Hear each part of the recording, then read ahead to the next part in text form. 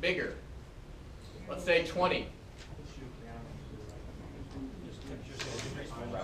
Temperature's going to decrease more rapidly. What's going to happen to my conversion? It's going to shift down. It might not even get to 1. It does not. So it gets to a maximum of, looks like about 0.8. Now, is this stopped? Is that an equilibrium conversion? No. Don't get confused. Just because that comes to a constant value doesn't mean that it's not actually still increasing ever so slightly. Why has it stopped? I mean, why does it look like we're not getting anywhere? So the reaction rate slows down somewhat? Right, because the reaction is really slow beneath a temperature of maybe 350. And so once you get there, you can't even tell that from a plot. You can't tell that the reaction is still happening. Yeah, right. If I increase the volume and I change the axes, yeah, at some point you can see that it is still slowly increasing.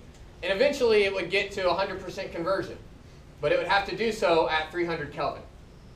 Because this is going to continue to decrease, and you see it's already asymptotically approaching the temperature of the cooling fluid. Is there any condition you guys might imagine where this would decrease and then increase? Or is it always going to increase and then decrease? It'll decrease and decrease more. But will we ever go through a minima? If you had an endothermic reaction and you were heating it from the outside. Yes, so, but for an exothermic, we would never have that. So before we put up the plots, we had this discussion, maybe it would cool down and then heat up. It won't ever cool down and then heat up. But it can simply cool down if this number was really large. You know, the temperature just drops. It goes straight to 300 really, really quickly. Yeah? So you were saying that, like, on the test, you're looking for more of us to understand these kind of conceptual things as opposed to just doing the math. I mean, I want you to be able to set up the differential equations, but I can't ask you to solve them on a test.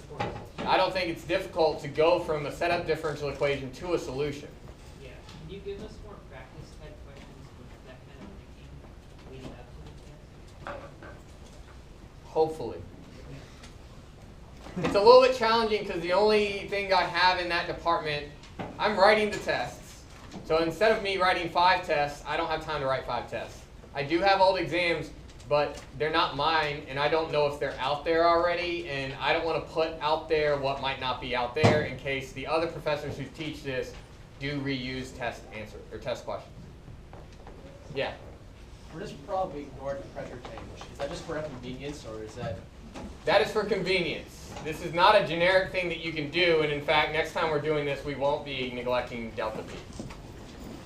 But you guys know how to take that into account. We would have a third differential equation, which would relate pressure to weight. It would be dP dW. Okay, see you guys next time. I'll have the homeworks out later today.